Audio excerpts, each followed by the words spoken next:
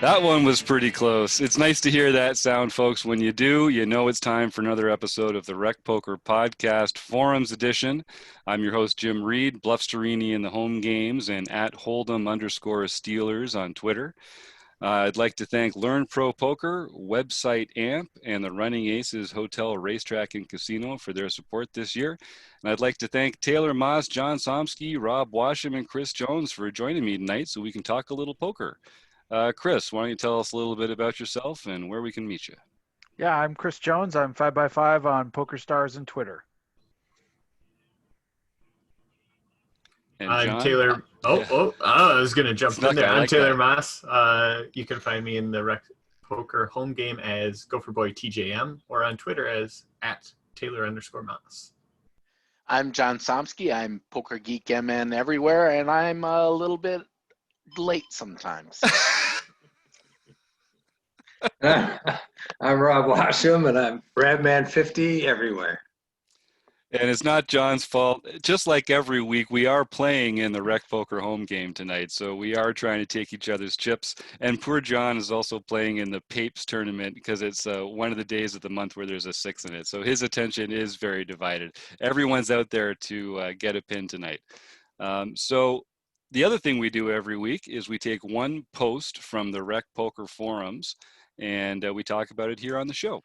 So this week we're going to take a look at a post by Jamin96, who I happen to know is a pretty cool dude named Ben who lives on the East Coast.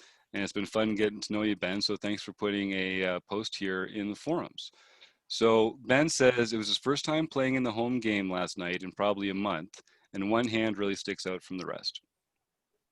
And I'll just go through the pre-flop action, and then we can talk a bit about what makes this hand interesting. So it's in a very early level, 25-50 with an ante of 6, and everybody has between 50 and 85 big blinds. So there's an open from under the gun to 2.4 big blinds to 120 chips, and it folds to us in the low jack with queen of diamonds, queen of clubs. So queen, jack offsuit. Ben makes the fold, and it gets around to the big blind who also calls. So we get to the flop with 8.8 big blinds. And before we get into with the flop, because there's some interesting stuff there, does anybody want to talk about the pre-flop action at this point? Just for me personally, queen jack suited is one of those hands that is worth having a conversation about in this kind of situation. Well, actually, it was queen jack offsuit, right? Oh, sorry. Is that what I said? Yeah, that's what I meant to say. Yeah, thank you. Yeah, queen of diamonds, jack of clubs. Good call. Yeah, we do things very professionally around here. The first time you read it as queen. Then you read it as queen jack, and then you read it as queen jack suited. So yeah, we're on top of things, aren't we? Yeah, it's just shaking some of the rust off. We are recreational podcast panelists as well, folks. Are you a big hand or what?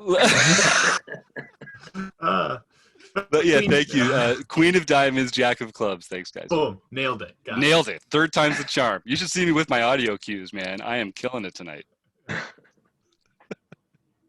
So what do you think, guys? Queen jack offsuit, under the gun, open? I typically am folding this right away. Yeah, me too. I mean, it's just, Yeah, me to too. me, it's a fold. It's not in my range for calling, or, calling is probably the worst thing you could do.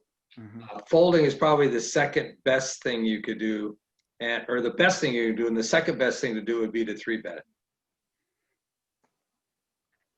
As a bluff, obviously. Mm-hmm.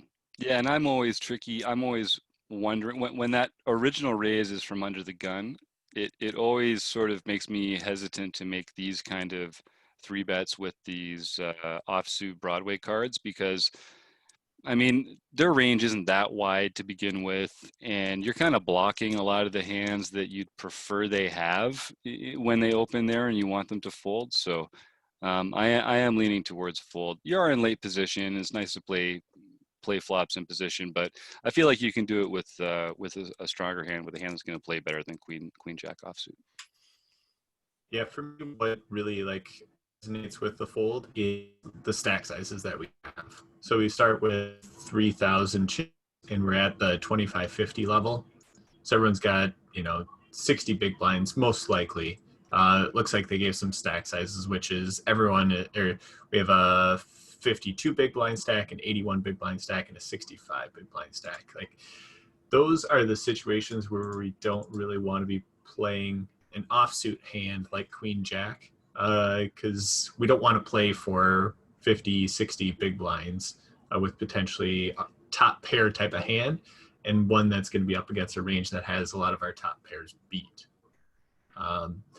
It'd be more inclined to play this if we're shorter stacked, and it becomes, more so of the, top pair is going to win. And if we lose a 15 big blind stack, it's not that crushing. But once we get above like 20, 25 big blinds, then this just becomes a fold for sure. And even on those shorter stacks where I'm saying it's slightly more lucrative, probably still is a fold there too. Yeah, and the other thing I don't like about flatting here is just our position too. We've got we're in the cutoff, right? So we're in the low jack. So we got a ton of players to act behind us as well. And so we're reacting to it under the gun open. We've got a ton of people behind us. We're going to get squeezed so much with a hand we cannot continue with. It just really feels like a hand we need to get rid of.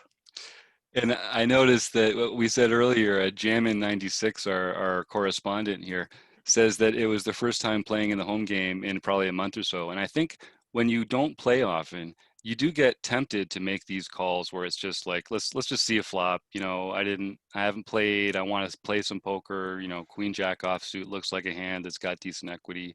And it kind of depends on like what are you there for? What are you there for? Are you there to have fun and gamble, or are you there to have fun and play sound strategic winning poker? You can have elements of both of that in your game, but I know when I haven't played in a while, I loosen up for sure. And I get a little passive, and I want to play a little bingo poker because that's fun. But we are talking about sound poker strategy here, and I think in a vacuum, the panel says it's probably a fold there. Now, every once in a while, you get some fun situations post-flop. So here's what ends up happening. So there's almost 9 big blinds in the pot when the big blind calls as well. And the flop comes 9 of clubs, jack of diamonds, 10 of clubs. So we've got top pair and an open-ended straight draw with 1 over. I think we've got a backdoor. Do you have a club in his hand? Do we have a backdoor flush? Yep. So there's a lot of potential here. And the action's kind of interesting. So the big blind player into the 9 big blind pot leads the minimum for 1 big blind, which is interesting. I always think that minimum bet is usually not in a balanced range. So it should tell you something about that player and their holdings. And then the original player, the original raiser from under the gun, raises to 5.4 big blinds. So puts 4.5 on top, which is adding about half the previous pot to it, which is not that big a raise either. So what does that tell you guys about their holdings here? So again, the flop is 9 of clubs, jack of diamonds, 10 of clubs, 3-handed. We get a donk for 1 big blind and a raise from under the gun. And now it's our action. What are people thinking?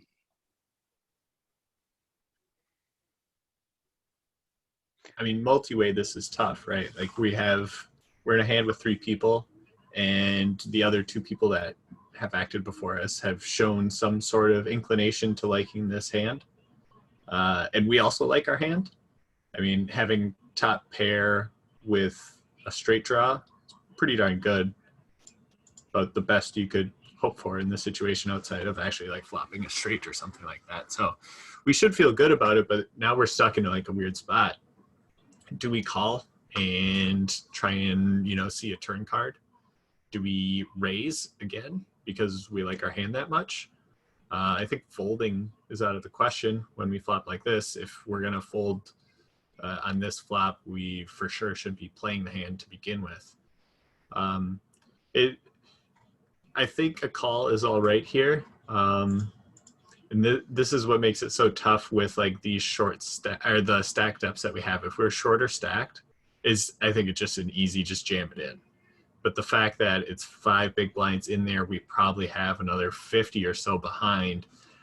There's some limiting things to do there, because if we do get it all in, we're almost likely behind, almost for sure behind. And yeah, I roundabout way of me saying, like, I think a call is all right here, but there are, raising options that I think aren't that bad either. Yeah, and I tend to, pretty much discount a lot I mean, that one big blind lead can be real strength, but I, I tend to not take that into my decision making too much, and kind of consider that the bet we're getting here to 5.5 big blinds is just a factor of having that initial raise. So I don't mind flatting this. It's not like somebody has had like a standard open and then like a 3 bet of like a standard bet, where we're really still dealing almost with like I just discount that initial one so much that it's not something that I'm super scared of. But we're in a dicey situation here. Regardless, we've flopped well, but this is a board that is gonna hit a lot of ranges. It's gonna connect with um, a lot of people who've come along with this. So it's one where we've also got to be careful with. So I think I do prefer the flat, but it's also why I think this is a tough situation to put yourself in the first place, because even when you flop this well, you're really struggling to figure out what to do at this stack depth. Yeah, But this I is but no good. but with this in this exact spot, if I had made this initial call pre-flop, I'm flatting here. Yeah, I think it's hard. It's hard to think about, this is this is an above average flop for your hand. So I think, if this had been like a huge bet and then a shove or something like that, then that would be more of a decision about whether to continue. But I think, and as you say, Chris, and Taylor made a good point earlier too about the sizing. Um, the fact that you're only facing 5.4 big blinds, like that's only a slightly above half pot bet anyway. Even if I mean, you can call even expecting to hit your straight outs, almost by the time you get to the river. And Binkley makes a point here in the forum, and I should say, folks, we skim through the forum posts here when we talk about this stuff, because we don't want to talk on here for an hour about one hand. I know some of that would be fun, but that's what you go to the wrecking crew for. Um, and Binkley makes a good point in here that you really should think about that donk as a check almost. And I think this is a great way to think about those little min bets, especially when they're out of position, is just treat them like a check. So Binkley is right on the money here. When they make that one big blind donk and then the under the gun player raises, I would just treat it as though you're facing a bet for 5.4 big blinds into a 9 big blind pot, and I think it's a call too with our holding for sure. And you don't love that you get to reopen the action, but that's a pretty weak line, that donk. So I think it's a call for sure. Do Anybody you else? treat it as exactly as a check though? Because like it's such a connected board, 9-10 jack, Hmm. and they're putting at least some sort of bet out there. Like if they have nothing, don't you just check, give up? When they lead out for at least one big blind, I give it at least some sort of credibility that it's not the bottomest part of their range. Like if you have pocket fives here, you're not leading out for a big blind. Like there's almost no chance that you're doing it.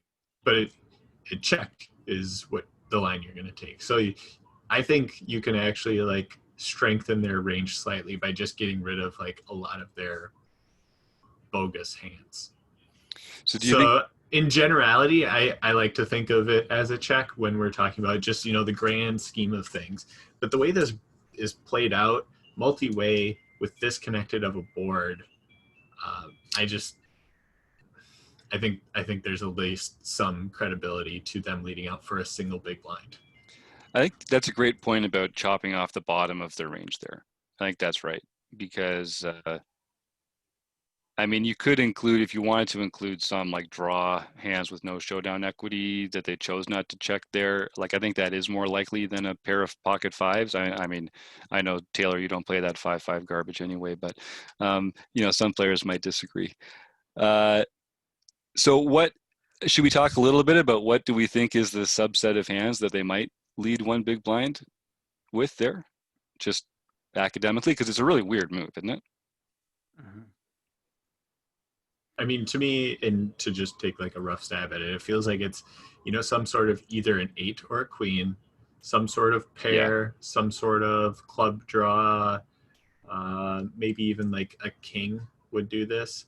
But it, like, you can just weed out a lot of the other like stuff that's in there. Like, do they do this with 5-6 suited?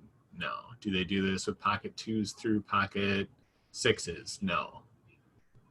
Stuff like that. So like, you can't like scrape out a whole bunch, but you can take out a decent chunk of like what their range might look like. Do you think they do it with 5-6 of clubs? Yes.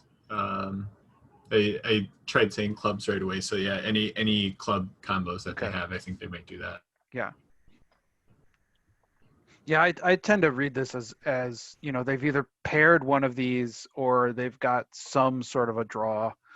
Um, Even something like pocket sevens or pocket eights would maybe make sense here too. So yeah, they're not doing this with complete garbage, but they're also probably, I don't think they're doing this.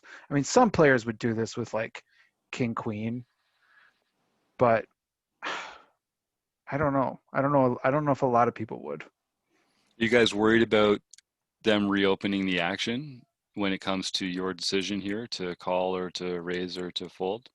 Is that a factor here? Not too worried about that. Eh, From what I've seen, you know, in our home games here, if they were to reopen the action, it would almost never be a bluff this early in the hand. Hmm. So I think you could just comfortably fold Hmm. at that point in time. Yeah, agreed. So as played, and I think we all agree that's the right play by Jammin 96 here. So they do call with the top pair. Now, do we want to talk about raising? Is there an incentive to raise here? I mean, we kind of have, I don't know, that under the gun range, I don't think is capped here. So there's no reason to think that is that true? I think that's true. They're showing a lot of strength with that 2-bet on the flop. And they have the top of that straight sometimes, so I don't see why that would be a problem. They have, you know, some over pairs too. I guess it depends on who they are. So you don't want to get into a spot where you've got top pair and you are letting them play perfectly with all their other holdings, right? What do you guys think? Is there an argument for raising there? I just think the hands that you're trying to get them to fold, if you raise, are like ace king and ace queen exclusively.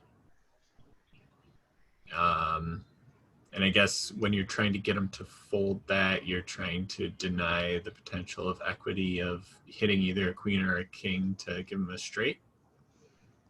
Because otherwise you're all right playing against those hands. But everything else that they have that has some sort of value probably beats you. It's hard for them to have a hand that doesn't, unless they open under the gun with something like a king 10. And you can get that to call a raise. But then we're stretching on those types of things. If we raise, we're likely only getting called by over pairs and straights and flush draws that probably have straight equity in them too. So I just think raising is probably just out of the question here. I think just flat calling is the right option. Yeah, me too. And I think when you raise, what you do is you contort their continuing range to it's just only hands that beat you then. So like it's like Taylor says, other players' ranges are impacted by your actions. And you can change the hands that you think they're going to continue through that action by the size of your bet or raise. So by creating a circumstance where they're only continuing with monsters, you're not really helping yourself. It's not really a value raise because you're not actually getting action from any of the hands that you beat. So I think for me speaking, it's a clear call, even with the out of position players still to act. And I think sometimes also the other thing to add to that is sometimes I think we get into this, oh, I'm going to raise and I'm going to push out, there's like, I'm going to push out their strong flush draws because that's really scary. I don't want a club to come. But I think sometimes we think we can push out more flush draws than we actually can. I mean, if they have a really strong flush draw here, I don't with maybe some overcards or some straight equity or those kinds of things. I don't know that we're going to be able to push them out no matter what we do as sort of a raise here. So I like a call a lot as well. And that's something they talk about on the Thinking Poker podcast all the time too. And I know I'm always talking about the Thinking Poker podcast, but Andrew always says, no one's folding any draws here anyway. And it always makes me think like, well, so that has to affect the way you're value betting in these spots then, right? Like if you're playing in these player pools where no one's ever folding any draws, I mean, you got to be real thoughtful about how you're going to bluff on draw heavy boards, but you should also be very thoughtful about how you're playing like sets and stuff here too. If no one's, if you've got the made straight here, because if no one's ever folding those draws, just think about what that means when you're holding those value hands. Maybe you can afford to just get some straight up value and not have to be so tricky about it sometimes. It's never a good time for a bluff and a bet and a value bet at the same time. But usually if it's a bad spot for a bluff, it's a good spot for a value bet. So think about if there's ways you can find the other side of that coin in some spots like this. So as played, it's called, and the big blind calls as well. So we come to the turn. There is 25 big blinds in the middle, and it's the 2 of clubs. So the board is 9 of clubs, Jack of diamonds, 10 of clubs, 2 of clubs, and we have the Queen of diamonds and the Jack of clubs. So we've still got top pair. There's a flush on the, well, there's 3 to a flush on the board, and we've got the Queen to go along with it. And other than that, not that exciting. The big blind player checks, and the under the gun player bets 15.5 big blinds, which is about 2/3 of the pot. What do we think here? People have shown some interest in this pot, and this player who raised under the gun, got called, then 2-bet the flop, is now making a bigger raise than they did, a bigger bet than they did before relative to the pot. You have basically the same hand you had before, but now it's behind the flushes. You've got a redraw to the queen, and you still got your straight outs, but with a flush on board, that's never that exciting. What are people thinking at this point? How excited are you? Not very. Yeah. Well, the flush came in, so I mean, and that's one of the things that you're always looking at. Doesn't seem to be scaring off our opponent. Mm-hmm. The guy under the gun is, so he's at the very least he's got a ace or a king of clubs in his hand. He could have pair of aces, pair of kings, one of them being the club, or he could have the ace king of clubs for that matter, which would be devastating. But yeah, he's showing a lot of strength, and I don't know that I could continue here. I have a very over-enlarged knit bone, which means that I have to consider folding in this spot. Yeah, I agree. This when we get 2 people who flat here, you're going multi-way to a turn that has a really obvious flush draw on board, and then that flush hits, and nobody seems very scared about that fact, putting a big bet into 2 players. And this is no longer a hand that I'm very excited about going any further with. and I will point out the clubs on the board are the 2, the 9, and the 10, and we've got the Jack. So under the gun, they really only have the ace, the king, and the queen available to them. Maybe they're playing some wheel suited aces, but having the 9, the 10, and the jack not in the deck for them does really limit the number of club combos they can have under the gun, I think, because it's really just that ace king, ace queen, king queen. King queen had the straight the whole time, which is consistent with their raise. I mean, that would be a pretty sweet spot to be in, wouldn't it? Yeah. So from combinatorics, there's 3 flushes that they have: ace king of clubs, ace queen of clubs, king queen of clubs. But there's also 6 combos of aces, 6 combos of kings. Like, it's more likely that they have aces or in this exact spot. Actually, twice as more likely that they have aces than they do flush. So that's worth noting in terms of like, what are we worried about and things. If this was heads up, I'd actually be on board with just calling here.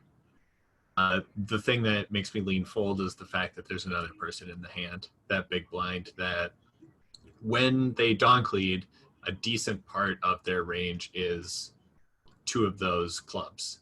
So we have to at least give that some sort of credit. And if they do have clubs and we call here, we're just toast.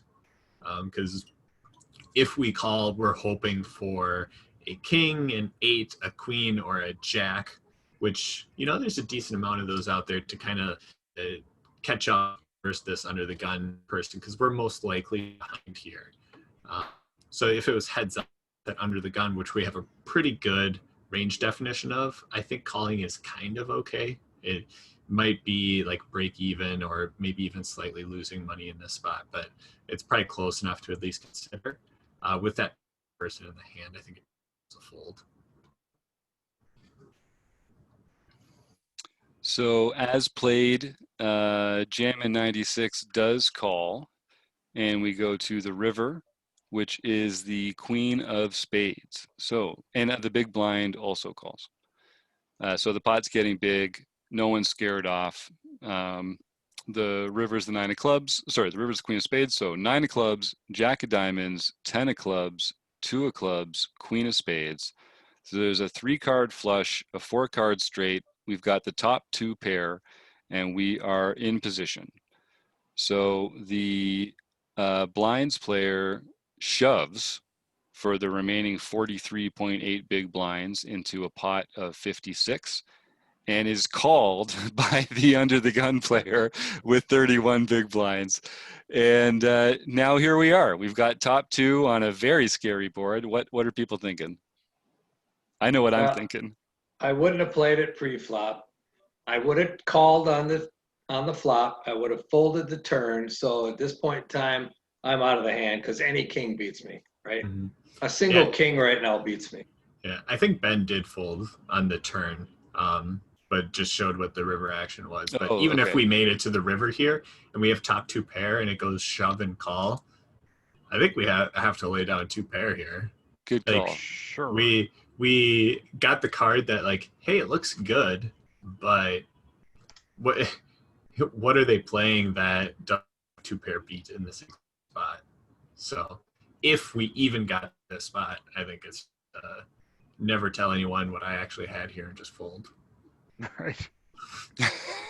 Yeah, I mean, what do we beat? I mean, like one is if I think that we did get a fold here in the turn, but if we did. This river, he said it very clearly. Yep. If we reach this river, I can believe one person's bluffing, but once you get a call there, now, I mean, what are they calling with?